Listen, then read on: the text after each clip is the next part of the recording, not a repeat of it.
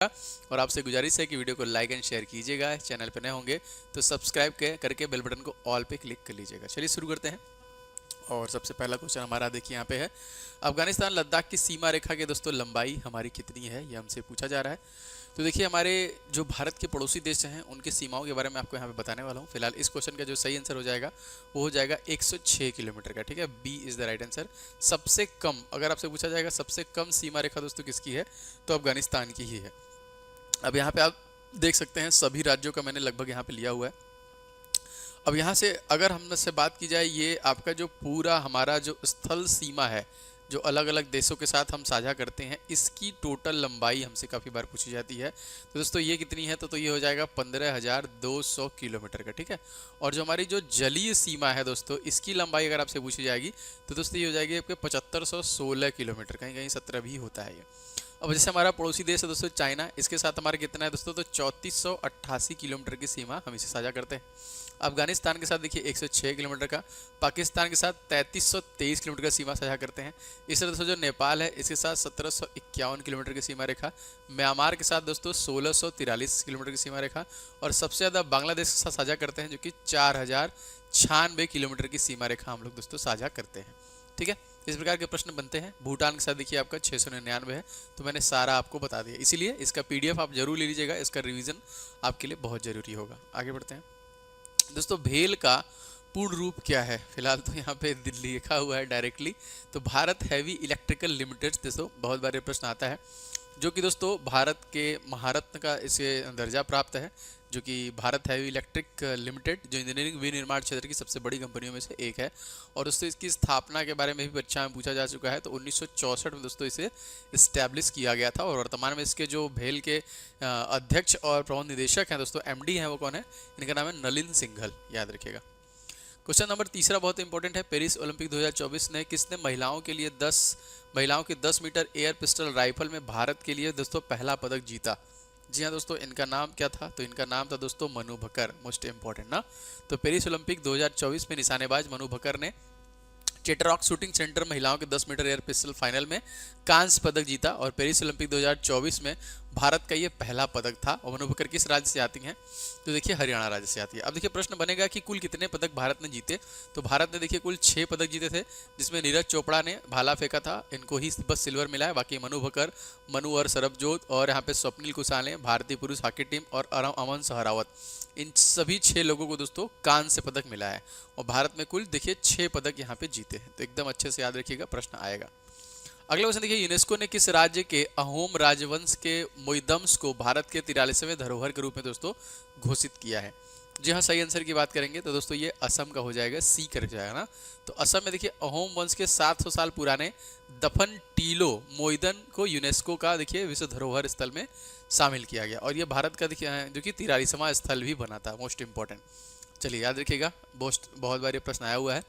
अब देखिए असम के जो तत्कालिक मुख्यमंत्री हो कौन है, हेमंता बिस्वा शर्मा, और राज्यपाल दोस्तों कौन है, तो यहाँ पे लक्ष्मण जो कि प्रसाद है।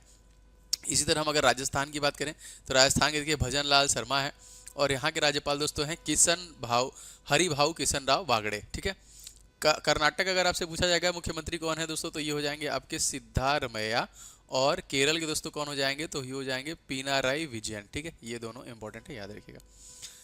अगला क्वेश्चन देखिए, कोबोल का पूर्ण रूप दोस्तों क्या है, पांचवा बहुत इंपॉर्टेंट प्रश्न है दोस्तों। कोबोल का पूर्ण रूप क्या है, common business oriented language, C is the right answer. इस प्रकार के प्रश्न बनते हैं। देखिए कोबोल कंप्यूटर में प्रयोग की जाने वाली एक उच्च स्तरीय भाषा है, हाई लेवल लैंग्वेज है, और इसका विकास मुख्य रूप से व्यापारिक जो कार्य है उसके लिए दोस्तों ये किया जाता है। छठा क्वेश्चन देखिए, इंडियन हाई स्कूल के छात्रों में एक टीम द्वारा निर्मित पहला छात्र उपग्रह दोस्तों, जिसका नाम क्या है, जिसका नासा द्वारा दोस्तों लॉन्च किया गया दोस्तों, इसका जो नाम था, इसका नाम था कलाम सेट। ठीक है, मोस्ट इंपॉर्टेंट है। नासा अमेरिका की स्पेस एजेंसी है दोस्तों, नेशनल एरोनॉटिक्स स्पेस एजेंसी जो है आपका नासा, सफलतापूर्वक सबसे छोटे उपग्रह दोस्तों कलाम सेट को दोस्तों लॉन्च किया है। और ये इंपॉर्टेंट इसलिए भी रहता है कि ये उपग्रह तमिलनाडु के 18 वर्षीय रियाप स्वरूप के 6 साथियों के साथ दोस्तों मिलकर बनाया गया था, जिसका वजन जो है मात्र जो है 64 ग्राम का था। ठीक है, इसका नाम जो है भूतपूर्व जो हमारे राष्ट्रपति हैं APJ अब्दुल कलाम के नाम पर रखा गया है, मोस्ट इंपॉर्टेंट। अंडमान सागर और दक्षिण चीन सागर दोस्तों यहाँ पे जुड़े हैं। जी हाँ, इस स्ट्रेट को क्या कहते हैं? तो दोस्तों इसको हम लोग बोलते हैं मलक्का जलडमरू मध्य। ठीक है, क्या बोलते हैं? मलक्का जलडमरू मध्य। कुछ अलग अलग जैसे संधियां हैं, जैसे हमसे पूछता है मोजाम्बिक चैनल दोस्तों, तो ये हिंद महासागर को जोड़ती है। पाक देखिए, पाक की खाड़ी और बंगाल की खाड़ी को जोड़ती है। सुंडा जल संधि जावा सागर और हिंद महासागर को दोस्तों जोड़ता है। मलक्का की जल संधि देखिए, ये अंडमान सागर और चीन सागर जोड़ता है। डोबर जल संधि इंग्लिश चैनल और उत्तरी सागर को, इस तरह बेरिंग जो है दोस्तों, बेरिंग और चुक्सी सागर को जोड़ता है। निम्नलिखित में से कौन सी रचना मुंशी प्रेमचंद्र द्वारा दोस्तों लिखी गई है? बहुत ही इंपॉर्टेंट, और ये भी प्रश्न आपके परीक्षा में पूछा गया है। तो सही आंसर की बात करेंगे, देखिए हो जाएगा आपका सेवा सदन। ठीक है, सेवा सदन। इसके अलावा भी बहुत सारे इनकी कृतियां हैं जो बार बार पूछा जाता है, जैसे सेवा सदन, प्रेमाशय, रंगभूमि, निर्मला, देखिए गबन, कर्मभूमि, गोदान, ये इनके द्वारा लिखित जो कि प्रसिद्ध उपन्यास है। अगर हम बात करें दोस्तों इनके द्वारा लिखी कहानियां, देखिए कफन, पूस की रात, पंच परमेश्वर, बूढ़ी काकी, दो बेलों कथा, ये सब इनसे देखिए प्रश्न आए हुए हैं। और बाकी यहाँ पे कामायनी जो दोस्तों किसकी है? तो ये जो कि जयशंकर प्रसाद की है, मोस्ट इंपॉर्टेंट। और चिदंबरा दोस्तों जो हो जाएगा वो सुमित्रानंदन पंत की काव्य संग्रह है। चलिए आगे बढ़ते हैं क्वेश्चन में। अच्छा, ये भेल वाला वही वाला क्वेश्चन है। 9 क्वेश्चन देखिए, वह क्षेत्र जहां किसान केवल सब्जियों की विशेषता रखते हैं, इस प्रकार की खेती दोस्तों क्या कहलाती है? दोस्तों इस प्रकार की जो खेती कहलाती है, इसे हम लोग ट्रक फार्मिंग बोलते हैं ना। तो ट्रक फार्मिंग जो कि उद्यान कृषि का ही एक प्रकार है। महानगरों में जनसंख्या की अधिकता से वहां पे फलों एवं सब्जियों की आपूर्ति स्थानीय रूप से न होकर सुदूरवर्ती क्षेत्र से होती है, जहां फलों और सब्जियों को उत्पादन के लिए अनुकूल जलवायु तथा मिट्टी होती है। ऐसे स्थान पर इनका उत्पादन किया जाता है। इन्हें ट्रकों तथा प्रसिद्ध वाहनों के माध्यम से महानगरों में दोस्तों भेजा जाता है। ठीक है, जिसे हम लोग क्या बोलते हैं? ट्रक फार्मिंग बोलते हैं। लुसाई जनजाति दोस्तों निवास करती है। जी हाँ, कहाँ पे? कमेंट करके बता सकते हैं आप। देखिए डी हो जाएगा, ये आपकी मिजोरम में निवास करती है। अगर हम बात करें मिजोरम की, तो मिजोरम देखिए इसका गठन किया गया था 20 फरवरी 1987 में। और दोस्तों यहाँ के जो लोक संख्या है वो 11 है। लोकसभा सीट, राज्यसभा सीट, विधानसभा की बात करें तो 1-1-40 है। और दोस्तों यहाँ के जो मुख्यमंत्री हैं वो कौन है? तो लाल दुहोमा हो जाएंगे। ठीक है, और यहाँ के जो गवर्नर है दोस्तों ये हो जाएंगे हरि बाबू कंभमपति, यहाँ के गवर्नर हो जाएंगे। भील जनजाति दोस्तों भारत में सर्वाधिक कहाँ पाई जाती है? तो भील जनजाति दोस्तों पाई जाती है, देखिए D is the right answer, Madhya Pradesh. और ये देखिए आपके भील ट्राइब्स है। और मध्य प्रदेश के सीएम दोस्तों कौन है? तो दोस्तों ये है तत्कालिक मोहन यादव। ठीक है, और दोस्तों यहाँ के जो गवर्नर हैं वो कौन है दोस्तों? तो वो है आपके मंगू भाई छगन भाई पटेल। ठीक है, मंगू भाई छगन भाई पटेल, याद रखिएगा। 1920 में किस आंदोलन को असहयोग आंदोलन से दोस्तों जोड़ा गया था? सही आंसर की बात करेंगे तो खिलाफत आंदोलन दोस्तों हो जाएगा, 1920 ना। यहाँ पे देखिए असहयोग आंदोलन ही था। और इसके बाद इन्होंने 1922 में चौरी चौरा कांड हुआ था, जिसकी वजह से दोस्तों इसे वापस ले लिया गया था। ठीक है, मोस्ट इंपॉर्टेंट। अब जैसे चंपारण सत्याग्रह तो 1917 का था। असहयोग आंदोलन आपका 20 से 22 तक चला था। नमक सत्याग्रह जो चला था 1930 में। छुआछूत विरोधी आंदोलन चला था देखिए 32 से 33 में। भारत छोड़ो आंदोलन चला था देखिए 1942 में। ग्रीन हाउस गैसों का सबसे बड़ा उत्सर्जक जो क्षेत्र है दोस्तों वो कौन सा है? तो सबसे बड़ा उत्सर्जक क्षेत्र दोस्तों हो जाएगा आपका ऊर्जा। ग्रीन हाउस गैस किसी ग्रह के जलवायु परिवर्तन तथा भूमंडलीय उष्मीकरण के लिए जिम्मेदार होती हैं।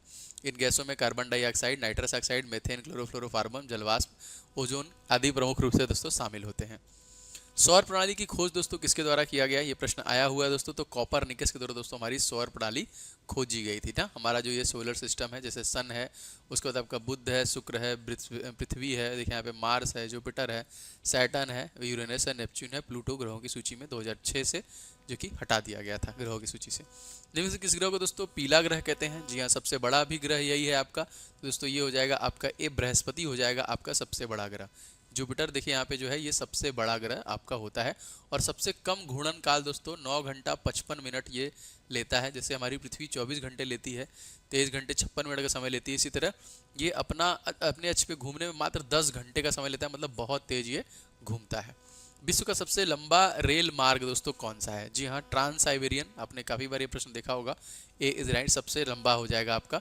तो इसका दोस्तों जो निर्माण सन 1891 से प्रारंभ किया गया था और वर्ष 1905 में बनकर तैयार हो गया था। वर्तमान विश्व का सबसे लंबा रेल मार्ग है, मोस्ट इंपॉर्टेंट। आगे बढ़ते हैं। असम का सबसे पहला तेल कुआं दोस्तों खोजा गया, क्या नाम था दोस्तों? जी हाँ, ये हो जाएगा आपका डिगबोई, मोस्ट इंपॉर्टेंट ना। तो डिगबोई नगर असम राज्य के तेल नगरी के नाम से भी जाना जाता है। यह असम के तिनसुकिया जिले में उत्तर पूर्वी हिस्से में स्थित है। भारत में सर्वप्रथम खनिज तेल का कुआं ऊपरी असम जो कि माकुम क्षेत्र 1857 ईस्वी में दोस्तों खोदा गया था। तेलंगाना के मुख्यमंत्री ने अपनी पार्टी तेलंगाना राष्ट्र समिति का नाम बदलकर दोस्तों क्या कर दिया है? जी हाँ, इसका नाम चेंज करके कर दिया गया है भारत राष्ट्र समिति। इस क्वेश्चन में आपका सी आंसर से हो जाएगा ना, भारत राष्ट्र समिति कर दिया गया। और तेलंगाना के दोस्तों तत्कालिक मुख्यमंत्री कौन है दोस्तों? तो जाएंगे रेवंत रेड्डी, और दोस्तों जिष्णु देव वर्मा यहाँ के तत्कालिक राज्यपाल हो जाएंगे, याद रखिएगा इसे भी। भारी उद्योग और सार्वजनिक उद्यम मंत्रालय का नाम बदलकर दोस्तों क्या कर दिया गया है? दोस्तों इसका नाम परिवर्तित करके कर दिया गया है भारी उद्योग मंत्रालय। ए इज द राइट आंसर। और दोस्तों तत्कालिक जो मंत्री हैं वो कौन है? तो एचडी कुमार स्वामी का नाम याद रखिएगा। निम्नलिखित में से किस धरोहर स्थल में वास्तुकला को द्रविड़ स्थापत्य शैली है दोस्तों? कौन सा धरोहर दोस्तों? तो हो जाएगा हम्पी हो जाएगा ना। प्रश्न आता है 50 रुपए के भारतीय नोट पर दोस्तों किसका चित्रण किया गया है? तो आप इसी हम्पी को देख पाएंगे जो कर्नाटक में दोस्तों स्थित है। 14वीं शताब्दी के दौरान मध्यकालीन भारत में विजयनगर साम्राज्य की राजधानी हम्पी कर्नाटक के राज्य में तत्कालिक में स्थित है, और हम्पी वर्ष 1986 में यूनेस्को द्वारा विश्व विरासत स्थल में भी शामिल हुआ था। क्वेश्चन आता है विजयनगर साम्राज्य की स्थापना किसके द्वारा कराई गई थी? तो 1336 ईस्वी में हरियर एवं बुक्का नामक दो भाइयों द्वारा दोस्तों इसकी स्थापना कराई गई थी। अब देखिए कुछ नोटों पे जो हमारे प्रश्न बनते हैं, जैसे 10 रुपए के नोट पे किसका चित्रण मिलता है दोस्तों? तो आपका देखिए कोणार्क का सूर्य मंदिर है। 20 रुपए पे दोस्तों एलोरा की गुफाएं हैं यहाँ पे। 50 रुपए पे हम्पी का रथ है। 100 रुपए में रानी का वाव है। 200 रुपए में सांची का स्तूप है। 500 रुपए में लाल किला। 2000 में मंगलयान जो कि अब बंद हो चुका है। ठीक है, चलिए याद रखेंगे। प्रकाश संश्लेषण के लिए गैस की आवश्यकता दोस्तों होती है, तो सही आंसर की दोस्तों बात करें तो कार्बन डाइऑक्साइड होता है यहाँ पे। ए इज द राइट आंसर। ठीक है, चलिए ये सब आप लोग जानते हैं। भारत ने डेल्टा न बनाने वाली सबसे बड़ी नदी दोस्तों कौन सी हो जाएगी? तो सबसे बड़ी नदी दोस्तों नर्मदा और ताप्ती, ये दोनों नदियां हो जाएंगी। और नर्मदा दोस्तों कहाँ से निकलती है? 1312 किलोमीटर की इसकी लंबाई है, और ये अमरकंटक की पहाड़ियों से निकलती है। कहाँ से निकलती है? अमरकंटक की पहाड़ियों से। आगे बढ़ते हैं। भारत में सबसे लंबा राष्ट्रीय राजमार्ग दोस्तों कौन सा है? तो सबसे लंबा राष्ट्रीय मार्ग दोस्तों हो जाएगा आपका NH44। ठीक है, NH44 जिसकी कुल लंबाई है 3745 किलोमीटर की। मोस्ट इंपोर्टेंट ये भी याद रखना है आपको। किस स्थान पर nursery of the Bengal army दोस्तों कहा जाता है? किस स्थान को नर्सरी, हाँ मोस्ट इंपोर्टेंट ये भी प्रश्न है दोस्तों, तो ये दोस्तों हो जाएगा डी इज राइट, अवध हो जाएगा। क्या हो जाएगा? अवध।